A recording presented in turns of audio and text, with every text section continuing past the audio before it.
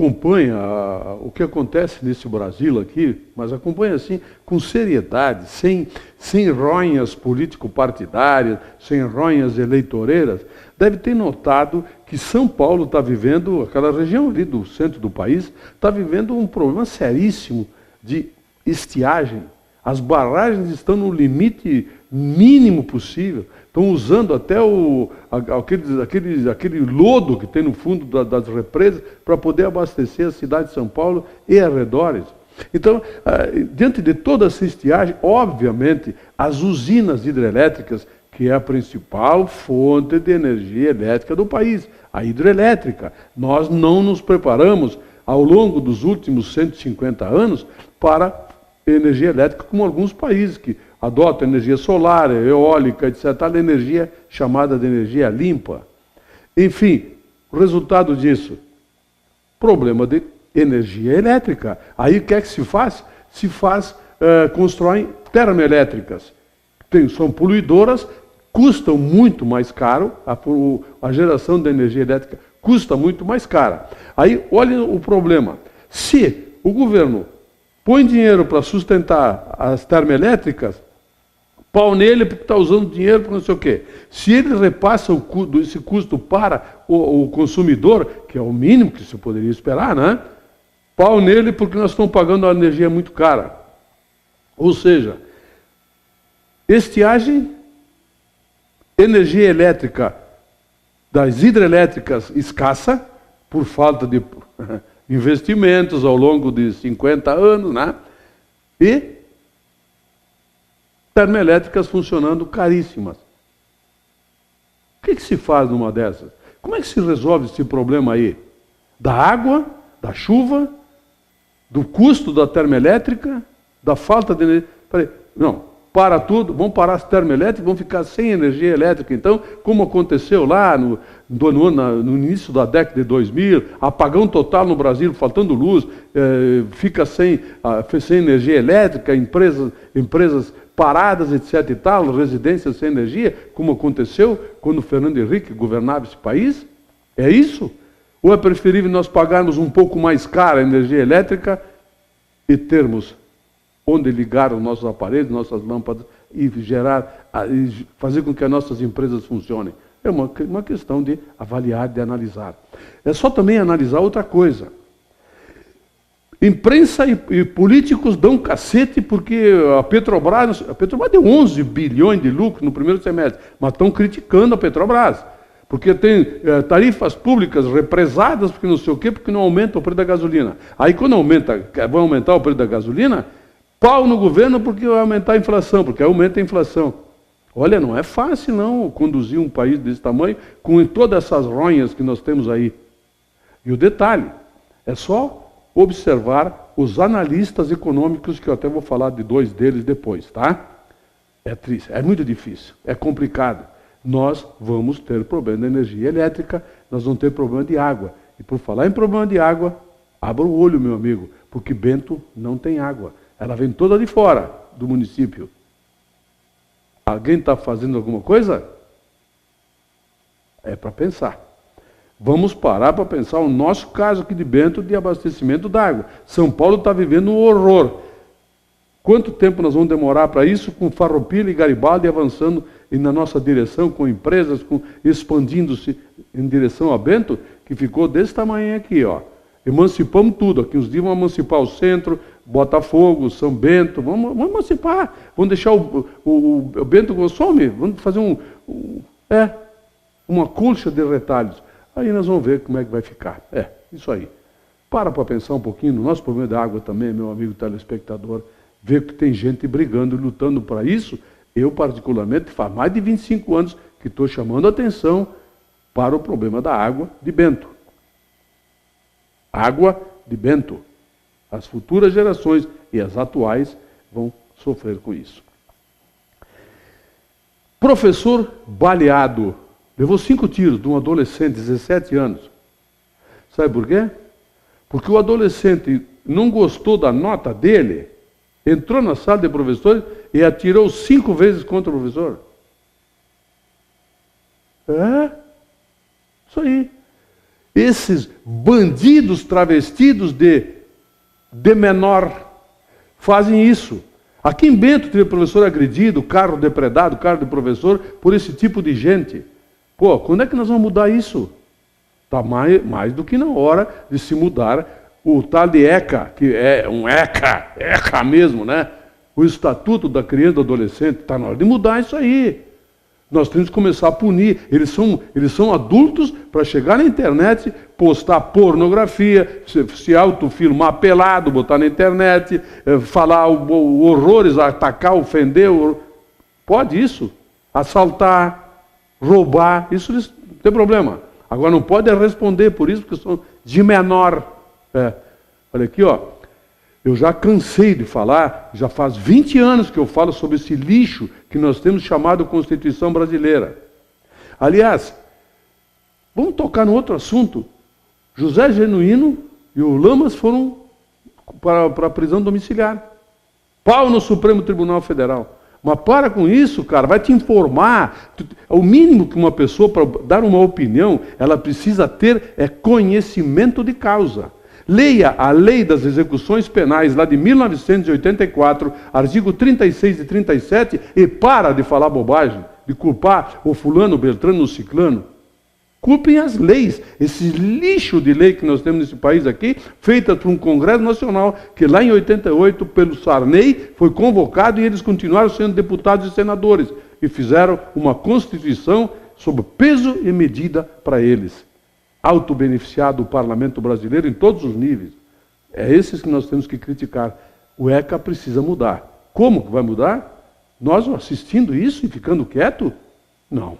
O povo tem que se mobilizar. O povo tem que exigir, agora estamos em época de eleições, exige do seu candidato a deputado, exija promessas assim, contundentes, formais, de que isto vai ser modificado. Nós precisamos acabar com a impunidade total, não só de crianças e adolescentes, que em outros países são punidos, sim. 12 anos vai para a cadeia e passa uma boa temporada na cadeia. Se cometer crimes, por que nossas crianças têm que ser protegidas?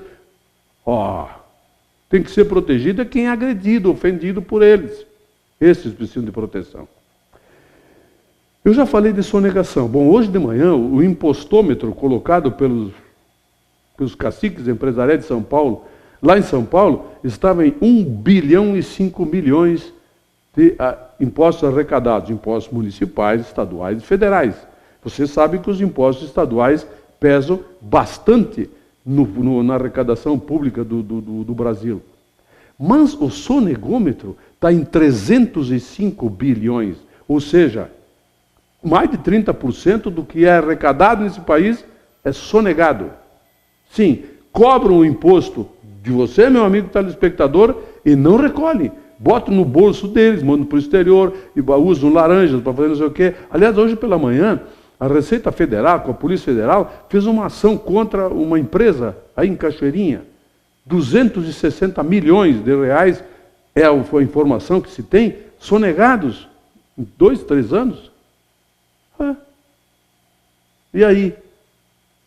Cobraram o imposto do consumidor e não recolheram. Isto se chama crime, bandidagem. Vamos protestar contra isso? Em vez de protestar contra aqueles 70 pila que é dado aí do Bolsa Família, para matar a fome de miseráveis? Está havendo um direcionamento errado da nossa ética, da moral e da nossa honestidade. Vamos parar para pensar nisso também? Acho que nós temos que realmente nos reciclar nesse país aqui. Quem não conhece a Wikipédia é uma enciclopédia que está na internet e que todo mundo tem acesso a ela. Você pode entrar lá e entrar no perfil, lá no nome do João da Silva e colocar lá o que você quiser. Aí vai outro, muda tudo que você colocou, é assim que funciona. Aí o ano passado, olha bem, maio do ano passado, ou março, não recordo bem, uma economista aí de uma rede de televisão e mais um outro economista, que estão sendo chamados de Zé Ruela na internet, tiveram alterados os seus perfis no Wikipédia. Eu não dou bola para isso. O Wikipédia, para mim, é um lixo que nem a Constituição Brasileira. Não tem nada confiável ali. Que dá para se ler, bom, isso aqui está certo. Não, ela é pública. Qualquer um pode fazer o que quiser nela. Pois os Zé Ruela foram lá No ano passado passou batido. 1 ano e 3 meses depois, eles vêm ofendidos. Eles se ofenderam. Quer dizer, falta seriedade, falta vergonha na cara nesse país para algumas pessoas. Chamaram dela de urubóloga. Que ela faz previsões catastrofistas, não sei o quê. Mas peraí, é mentira isso? É só acompanhar, como eu acompanho à noite, um outro economista que vai lá e faz, assim, ó, opiniões abalizadíssimas, que de vez em quando dá vontade de pegar e ir lá na faculdade e pedir de volta meu dinheiro na faculdade de economia que eu fiz, meu pós-graduação em economia, quer dizer, pedir meu dinheiro de volta. Se aquele Zé Ruelo está certo, o que eu fui fazer nas faculdades, o que eu estou fazendo hoje, que ainda continuo estudando diariamente? Olha, 1 ano e pouco depois, quer dizer, alguém... Sabe o que dá impressão isso? Casamento. Você é casado, aí de repente tem um atritozinho com a mulher, ou ela consigo, tá? E aí se recorda lá, lembra quando nós estávamos lá e não sei aonde, nas férias, você disse isso, você... Parece coisinha assim, a gente recupera troço do passado para usar no presente com uns atritozinhos para querer vencer uma discussãozinha com a mulher ou com o marido.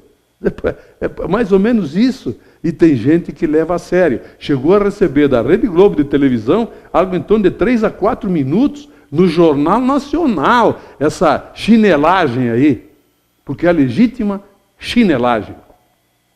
Depois querem ter credibilidade. Eu fui a Porto Alegre ontem novamente e passei pela São Vendelino, passei ali na 470, Bento Carlos Barbosa, São Vendelino, depois lá na 122, São Vendelino até Charlau e depois a BR-116. Vamos fazer uma análise disso. Primeiro, continua, viu? Da Polícia Rodoviária, lá de Bom Princípio, até 7 quilômetros, assim, aproximadamente 7 a 8 quilômetros, é um horror, é um crime, é uma infração brutal que comete o governo, a EGR, contra o usuário. Aquela rodovia não podia estar liberada para trânsito daquele jeito. Ontem à noite tinha uma bruma, um chuvisco, coisa assim. Eu conheço aquilo ali muito bem, não tenho problemas, mas eu imagino quantos motoristas que não conhecem aquela rodovia, não conhecem aquela pista e andam às cegas. A sinalização inexiste, é zero. Não é que é precária, não existe. Recapearam a rodovia e é aquele breu total, escuro total. Não se dignaram a usar aquela maquininha que pinta. Vai lá, pinta, falta tinta, peça, faz uma vaquinha ali. Aqui em Bento, os empresários, nós fazemos uma vaquinha para pagar a tinta aí, para a EGR pintar isso aí. Aliás, por que a Polícia Rodoviária Estadual, com aquele radar assim, apontando ali, pá, multa 61 km por hora, por exemplo, por que não vai no governo do Estado e protesta contra isso, na EGR, que deveria sinalizar a RS 122? Como é que libera uma pista dessas? Artigo 88, 89, 90 do Código de Trânsito Brasileiro é muito claro. Eles não cumprem. Agora, exigem que você cumpra. E multam ainda. Pior é isso. Você é multado a 61 km por hora. Não é o meu caso, não fui multado. Mas muita gente foi. A velocidade era 50, foi multado a 61. 50, onde nem o cara que botou a placa obedece ela. Nem o policial rodoviário, provavelmente, quando está usando o carro particular, segue essa quilometragem que está marcada na placa. Olha, a 122 tem 7 quilômetros aí, que é o suprassumo da ofensa, do descaso com o usuário da rodovia pedagiada. Bento Carlos Barbosa. Buracos, vamos falar sério. Não há buracos. A operação tapa-buraco resolveu. Claro, a pista né? Mas é uma irregular, mas ela não tem buracos, pelo menos. Agora, Bento Carlos Barbosa, meu amigo, tem algum sapo enterrado aí? Alguém do governo do Estado, lá, do DAE, deve odiar Bento Garibaldi, Carlos Barbosa e os usuários dessa rodovia. Pô, por que não sinaliza? Por que não... Aqui perto da Polícia Rodoviária, logo depois da Pipa, olha o que é aquilo ali, gente. Dá a impressão que está num tobogã aqui, diz assim, pior que estrada de colônia. O que é isso? Ali, quando vai passar pelo trevo, ali tem uma rotatória, ali depois da Pipa, né? Para entrar à esquerda, seguir para Porto Alegre. Olha o que está aquele piso ali, meu Deus. buracos. Olha, sério mesmo. Vão criar vergonha na cara. Se não respeito ninguém mesmo. O que custa ir lá e resolver? Quanto é o valor? Digo, não temos dinheiro, aí olha, recolhe aí 10 pessoas, bota aí um dinheirinho, cada um se resolve o problema. O Jorge está me dizendo que não pode. Mas poder aquilo ali pode colocar à disposição do usuário uma pista dessas, uma rodovia nessas condições? Aí pode. Pelo amor de Deus. Criem vergonha na cara, é o mínimo que se pode pedir. Teve entrevista de candidatos à presidência da República. Nós tivemos hoje tem mais um, tal. E a gente fica ouvindo. Olha aqui, é assim, Vamos resolver o problema da educação no Brasil. Precisamos resolver o problema da segurança pública. E porque a saúde, a saúde é um espetáculo. O que tem de gente que tem solução mágica para a saúde é inacreditável. Eles só não dizem quando, como e com que dinheiro vão fazer isso tudo que eles prometem, que dizem que precisamos mudar. Isso aí nós sabemos já há 70 anos. No mínimo 70 anos, que todo mundo está careca de saber que alguma coisa precisa ser feita. Quem vai fazer, como, quando e com que dinheiro? Eles não respeitam a inteligência das pessoas. Eles pensam que estão falando para um bando de imbecis. Como alguns economistas aí na televisão. Acho que todo mundo é Zé Ruela como eles. Eles têm a fórmula mágica. Vão contratar o Sininho, não a Sininho bandida aquela, a Sininho do Peter Pan, lá, o Peter Pan, do Capitão Gancho, para fazer mágica, para resolver o problema do Brasil. Segurança, saúde, educação, transporte. Eles vão conseguir custo zero para a gasolina. Vão resolver todos os problemas brasileiros assim numa facilidade extraordinária. Bom, chega. É muita porcaria por um dia só. Muito obrigado pela sua audiência, meu amigo telespectador. Eu volto amanhã.